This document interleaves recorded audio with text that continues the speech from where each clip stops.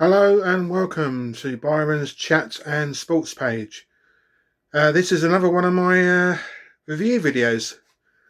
We have season 3 of Supernatural coming up quite soon, but I thought I'd do a shorter film review franchise first because the Supernatural ones are going to take up quite a lot of recording time.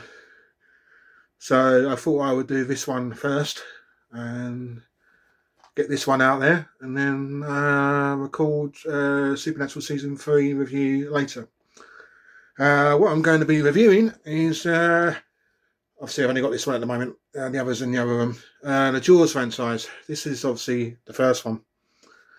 The Jaws franchise started with Steven Spielberg directing the now classic 1975 Jaws, which frightened people literally out of the water and got sharks noticed, because they weren't very noticed before then. Based on a book by Peter Benchley, which he wrote, I believe, early 70s.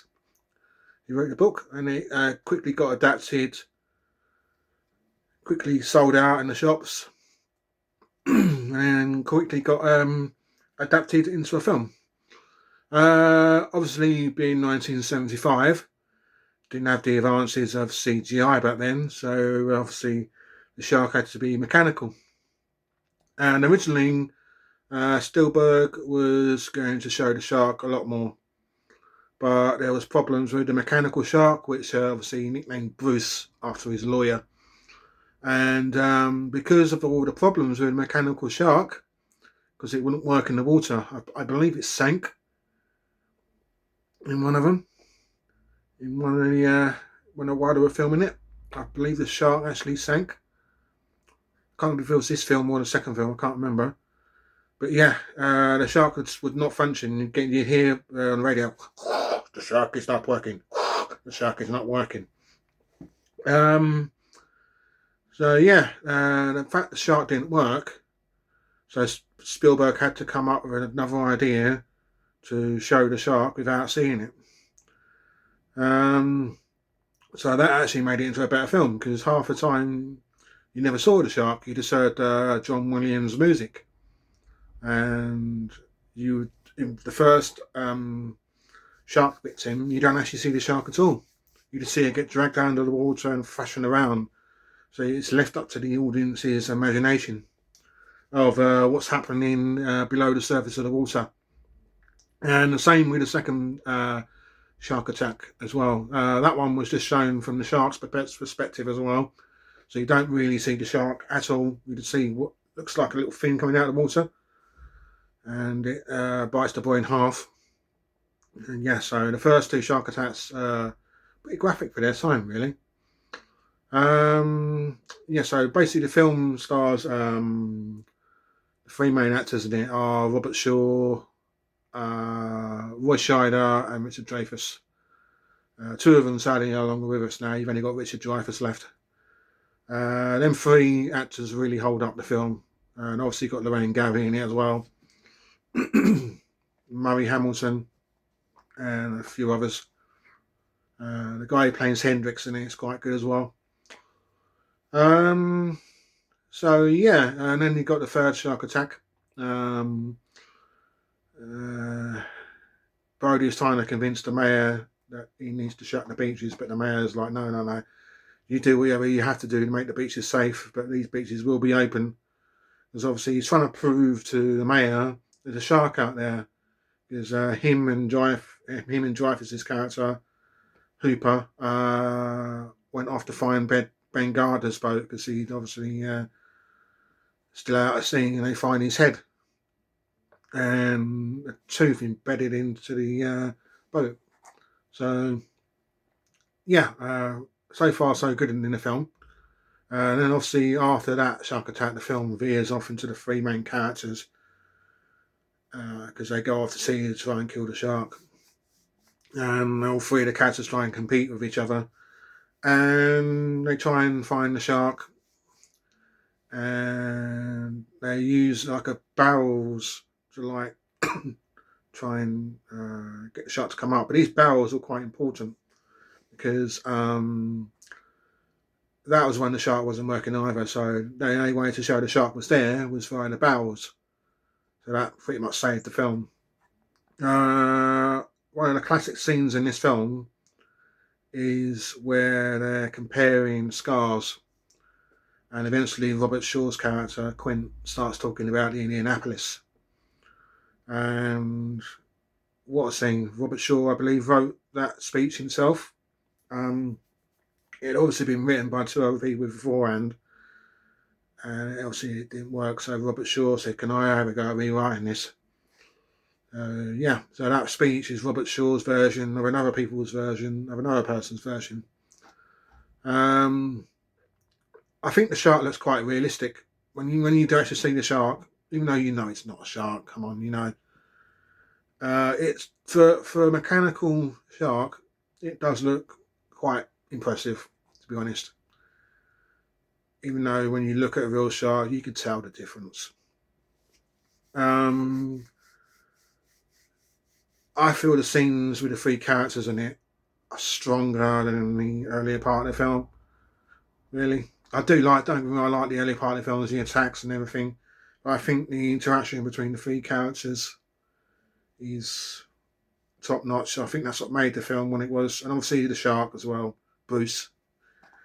I'd give this film a solid 9 out of 10, and I believe it made a lot of money when it came out as well. I forget how much it made. A lot of money. I wasn't born then. I was born 8 years after the film came out. So yeah, big success, that film. I'm not going to talk about the other three as much because obviously they're not as successful movies, but I will review them. Then obviously you had Jaws 2. Obviously the studio demanded a sequel. The only one that came back for this was obviously Murray Hamilton, the guy who plays Hendrix, Lorraine Gary, and Roy Scheider. Roy Scheider didn't want to do this movie, but he had to do it because he was under contract. So yeah, he wasn't. I watched an interview where he said Jaws, lots of fun. Jaws 2, no fun. So yeah, it doesn't come across too much in the film that he doesn't want to be there, because he sort of hides it in his performance. I think he did quite well to actually block out he didn't want to be in the film. Now this one sort of like bases a story around Roy Scheider's fear of the water. He knows there's another shark out there, but no one believes him. And obviously, the story revolves around these two teenage boys, and there's other teenagers in it that go off to sea, and they go off in the early hours in the morning. And Roy Scheider and Lorraine Gary's characters find their two sons gone, so they have to go and rescue them. And all throughout the film, Roy's Chief Brody is trying to convince everyone that there's a shark out there, but everyone thinks he's gone doolally. And they find a picture of the auger from underneath the sea where these two divers go. And obviously they get attacked by a shark. The guy in there getting attacked takes a picture. And it's this picture that Roy Scheider takes to the committee, and they don't believe it's a shark. They don't. No one does. And they're going into a voting room, and they all vote to sack him. The only person that votes against it is the mayor, because he's close to Brody. There's a lot more action in this film. A lot more action. There's horror in it as well, don't get me wrong. And you do see the shark a lot more. And the shark is a bit scarred in this one because he gets set on fire.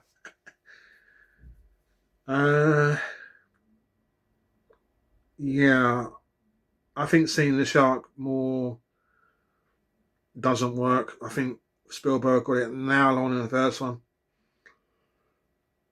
There are parts of the second film I like more than the first. And I said I rated the first one a 9, didn't I?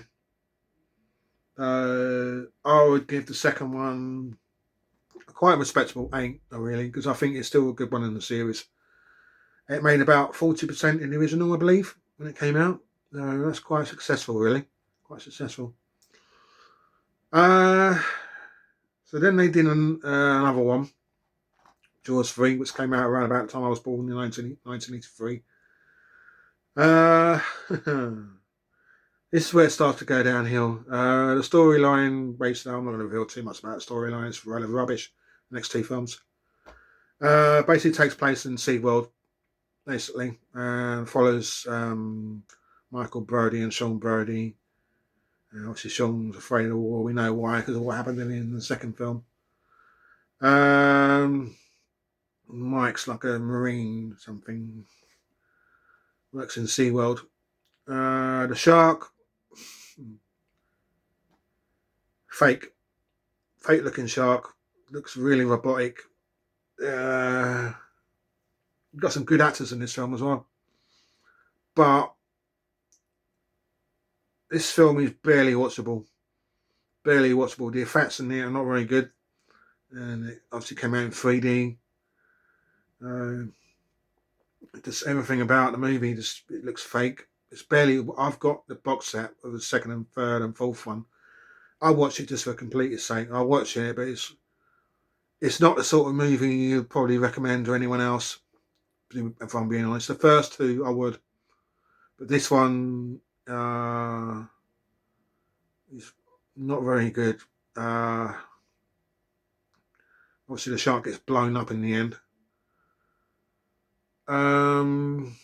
I would give this one, if I'm being nice, I would give it a 5, and that's me being nice. I think there's elements in the film which make it barely watchable, and I mean barely. There's a few bits of horror in it. There's a guy that goes down in to do the gate out because apparently one little shark has tried to get into the SeaWorld thing, and the gate gets broken, so he has to jump down, and he gets attacked by what we think is a little shark, but it's not. Its mother came into the gate as well and attacked him. So that's a pretty scary bit. That's one of the good scenes in that film. So yeah, now on to Jaws 4: The Revenge.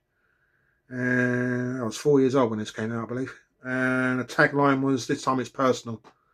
When does a shark make things personal? The idea is just silly. It really is. Again, some good actors in this.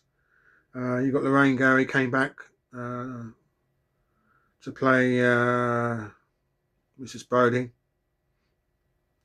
Got some good actors in this film as well.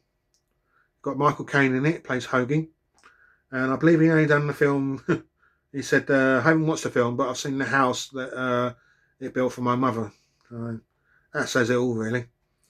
The film starts off in Aberdeen, when a shark apparently goes after Sean. Just picks him out because he wants to kill him. It's quite a graphic scene, actually. Some part of the scene is a bit silly, the way it cuts and cuts and cuts, but it's clever. It's that scene. I'll give it to you. That scene is scary in some aspects. And obviously Lorraine finds out, and she thinks the shark's out to kill her family. It's just silly. It's absolutely silly. And obviously the scene film then goes on to the Bahamas, and obviously Lorraine Gary's character thinks the shark is over her, after her and her family. I think he's going to follow her all the way to the Bahamas just to get some personal revenge. The shark in this one looks ridiculous, absolutely ridiculous, and some of the kills in there are not very good. The suspense is not very good at all. And I believe the filmmakers are running out of ideas by this point. They really do. And the third one was directed by Joe Dante, who was actually the one of the art directors in the first one and the second one. And Even he couldn't save the third film. The fourth film, forget who was it? Joseph Sargent directed it. And I believe they had a picture of Martin Brody in it. They tried to get him back, but he's like, "There's no way I'm going back." I don't blame him. The way the shark gets killed in this one is absolutely ridiculous. Absolutely ridiculous. Something to do with saying they put this thing in his mouth and they set it off like a noise thing, and it apparently blows the shark up. It's silly. It's silly. Absolutely silly. Anyway, they didn't make any more Jaws films after that, and I'm not surprised. I would give this film a very crappy 3. That's me being generous. Absolutely being generous. I'm glad they stopped at that. There's been talk about them making a Jaws 5 or remaking the first one, but I don't think they should, because it'll all be CGI. You'll see the shark too much. And even Spielberg himself has said, I wouldn't want to see a Jaws remake because it would just ruin the suspense of the first one. You've had some good Jaws alights come out over the years. There's one especially, Deep Blue Sea, and if you haven't seen it, I would recommend you watch it, because that is a good take on Jaws.